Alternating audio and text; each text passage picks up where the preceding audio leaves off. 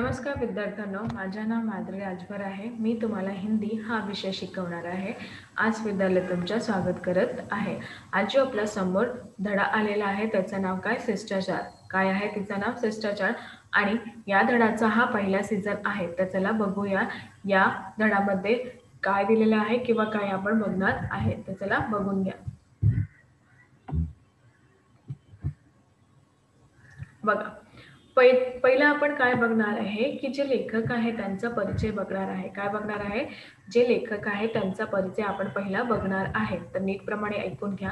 जन्म 8 ऑगस्ट 1915 रावलपिंडी. जन्म कधी झाला त्यांचा? 8 ऑगस्ट 1915 रावलपिंडीमध्ये झाला. आणि यांची मृत्यू कधी झाली? 11 जुलै 2003. कधी झाली? 11 जुलै 2003 यामध्ये यांची मृत्यू झालेली होती. परिचय: बहुमुखी प्रतिभा के धनी, बहुमुखी प्रतिभा यांचा धनी भीष्म सहानीजी यांनी सामाजिक विषमता, संघर्ष, मानवीय, नीटप्रमाणे ऐकून घ्या, सामाजिक विषमता, संघर्ष, मानवीय मूल्य नैतिकता को अपनी लेखनी का आधार बनाया. तर याबद्दल परत मी सांगत आहे, नीटप्रमाणे ऐकून घ्या. बहुमुखी प्रतिभा से धनी भीष्म सहानीजी यांनी सामाजिक विषमता, संघर्ष, मानवीय करुणा आणि मानवीय मूल्य नैतिकता यांचा आपली लेखनी आधार बनवलेला आहेत. आणि यांची प्रमुख कृती बघा: भाग्यरेखा पहिला, पाट के भटकती राख, निशाचार आदी, झरोखे, तमस, कुंतो आणि नीलू नलिमा, नीलोफर आदि. उपन्यास कबीरा खड़ा बाजार में, माधवी आदि, आज के अतीत, आत्मकथा. तर याप्रमाणे भीष्म सहानी जे आहे त्यांची परिचय असे दिलेले आहे. आता आपण यांचा काय दिले आहे अजून ते बघणार आहे. बघा, आता आपण पाहणार आहे यांच्या गद्य संबंधी बातमी. काय पाहणार आहे? यांच्या गद्य संबंधी बातमी की यांनी काय काय केलेले आहे किंवा काय काय दिलेले आहे या धड्यामध्ये. बघा, चरित्रात्मक कहानी जीवन की किसी घटना का रोचक एवं चरित्रपूर्ण वर्णन चरित्रात्मक कहानी होती है. जीवनातून कोणताही घटना किंवा रोचक व चरित्रातून वर्णन केलेला एक चरित्रात्मक कहाणी दिलेली आहे. शिष्टाचार कहानी के माध्यम से सहानी जी ने पती पत्नी नौकर, शिष्टाचार कहाणीच्या माध्यमातून सहानीजी यांनी पती पत्नी किंवा नौकर, मालिक के संबंध आणि यांचा संबंध, उनके प्रति दृष्टिकोन आणि त्यांच्या प्रति दृष्टिकोन, नौकर को अपने मालिक के प्रति कर्तव्यबोध आणि नौकर जे आहे त्यांना आपल्या मालिक बद्दल कर्तव्यबोध, अनजाने में किए गए कार्य का पश्चाताप आणि अनजाणेमध्ये केलेले कार्याचा पश्चाताप आदि विविध स्थितियों बड़े ही मनोरंजक एवं मार्मिक ढंग से प्रस्तुत किया. खूपच मनोरंजन किंवा मार्मिक ढंगातून प्रस्तुत केलेले आहेत. कळलं? हो. गद्य संबंधी त्यांची अशी ही बातमी दिलेली आहे. तर अजून काय बघणार आपण? चला बघून घ्या. बघा, इथे दिलेले आहे धड्याचा.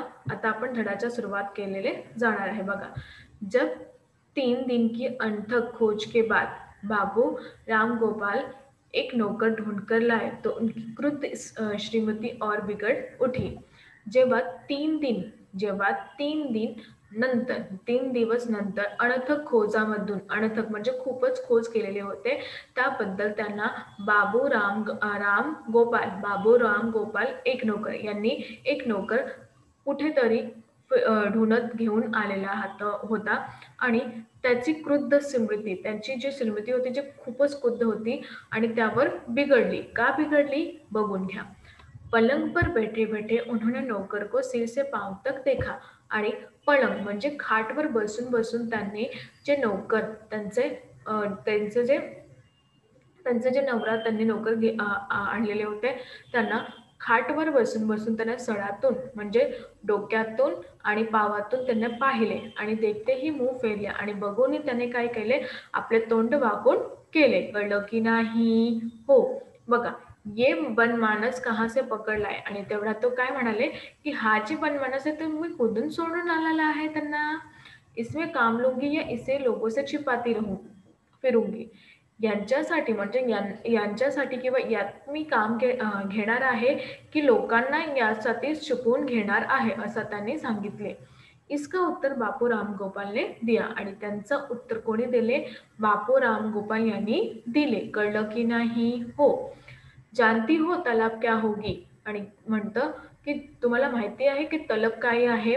केवळ 12 रुपये. तलब म्हणजे पगार. हाजिरीनं म्हणतात की किती आहे? केवळ 12 रुपये. किती? फक्त 12 रुपये. सस्ता नोकर तुम्हें आजकल कहाँ मिलेगा? आणि काय म्हणाले की एवढा सस्ता नोकर तुम्हाला कुठून भेटणार आहे का? नाही. तो काम भी वैसा ही करता होगा, श्रीमती बोली. आणि श्रीमती काय म्हणाली की जेव्हा हा फक्त 12 रुपये लेगा तो याबद्दल ते काम पण तसंही करणार ना, जसं आहे तसंही करणार ना, असं त्यांनी विचारले. या मैं क्या जानो? आणि या मला काय माहित? या मला काय माहित? मला काय नाही जाणूच आहे. नया आदमी आहे. आणि त्या काय म्हणले की हा नवीन आदमी आहे, म्हणजे नवीन पुरुष आहे. अभी अपने गाव से आहे आणि आत्ताही आपल्या गावातून आलेला आहे. श्रीमतीजी के भव्य चढ गए. आणि त्याबद्दल श्रीमतीजीचं जे भव्य होते तो अजून चालू लागले, जसं माझं चढायला ना असं. तो इसे काम करना भी मैं सिखाऊ. आणि त्यांना काय म्हणाले, मग यांना काम करायचं मी पण त्यांना शिकवू का, असं त्यांनी सांगितले. अब मुझ पर इतनी दया करो. आता माझ्यावर इतकं दया करो तुम्ही, जो किसी दुसरे नौकर की खोज में रहो. आणि जाओ आणि कोणत्याही दुसऱ्या नोकरच्या खोजामध्ये तुम्ही राहणार.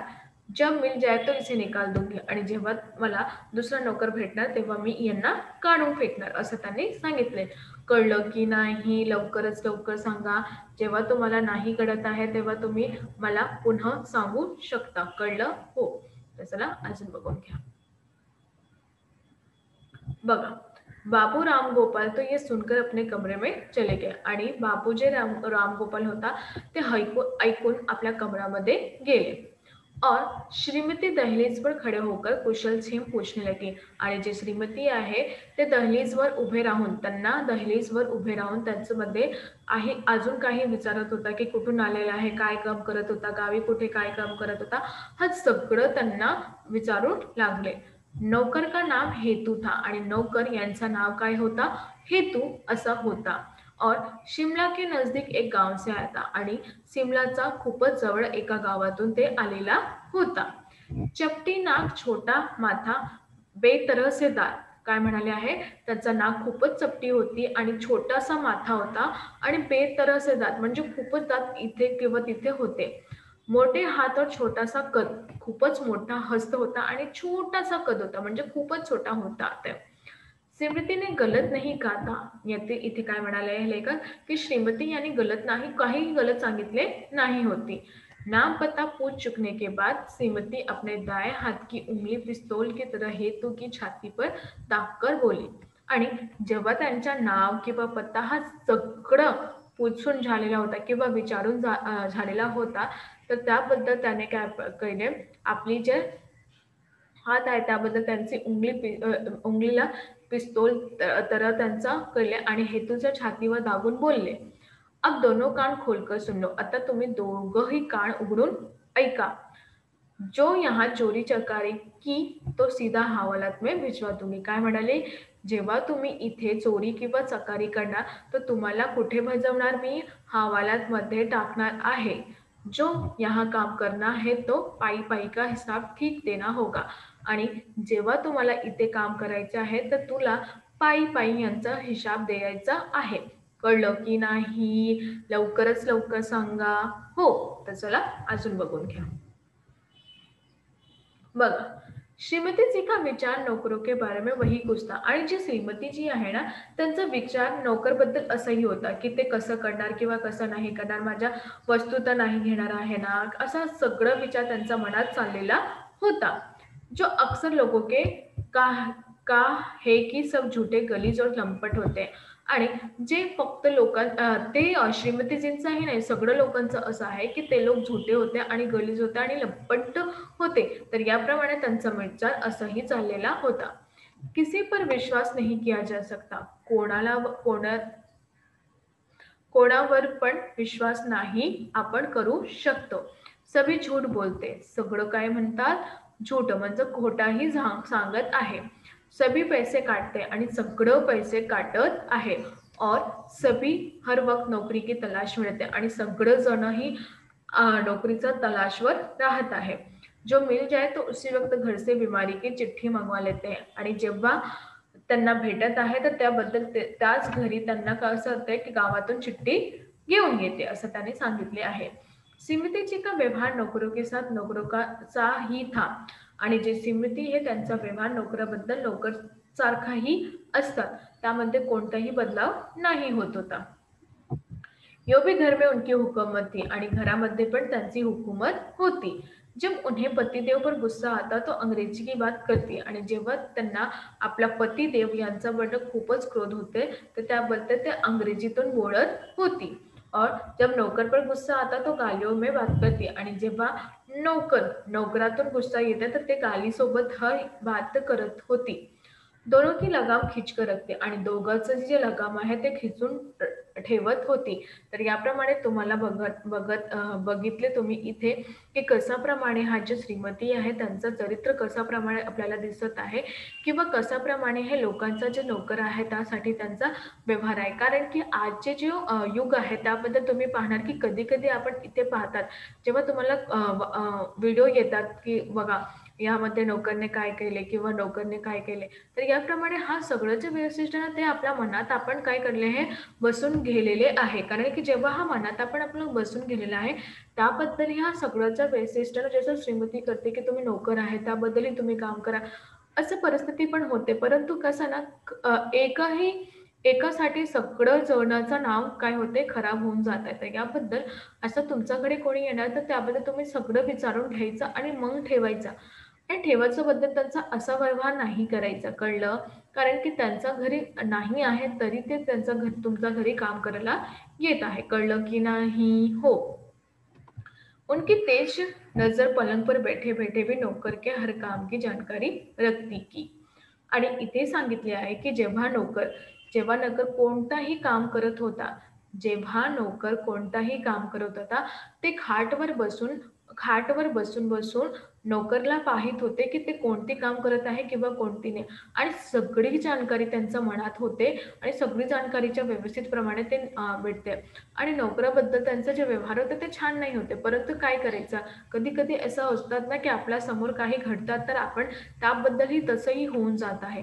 तसंही इथे जे श्रीमती आहे आणि त्यांचा व्यवहार नोकरासाठी असंही दिलेले आहे. कारण की त्यांना असं वाटत की ते सगळं चोरून करून जात आहे आणि आपल्या घरी ठेवणार आहे. आणि जेव्हा त्यांना परत कोणताही काम भेटणार आहे तर त्याबद्दल ते काय करत आहेत त्यांना तिथे करू शकतं. तर याप्रमाणे असंही सांगितले आहे की कशाप्रमाणे त्यांनी आपलं हा सगळं जे काम आहे ना ते आपल्या समोरही करून घेत आहे. कळलं? हो. तर चला अजून बघूया. तर आज आम्ही काय शिकलो? आज आम्ही काय शिकलो की कशाप्रमाणे हा जे श्रीमती आहे त्यांचे जे नवरा आहे गोपालराम राव त्यांनी एक नोकर आणले आहेत. परंतु त्या नोकराचा हावभाव बघून त्यांची जी श्रीमती आहे त्यांना ते चांगले नाही वाटत आहे. ते पण असं पण सांगितले की यांना मी काम शिकवू त्या लोकांचं लपवून ठेवणार म्हणजे ते छान नाही.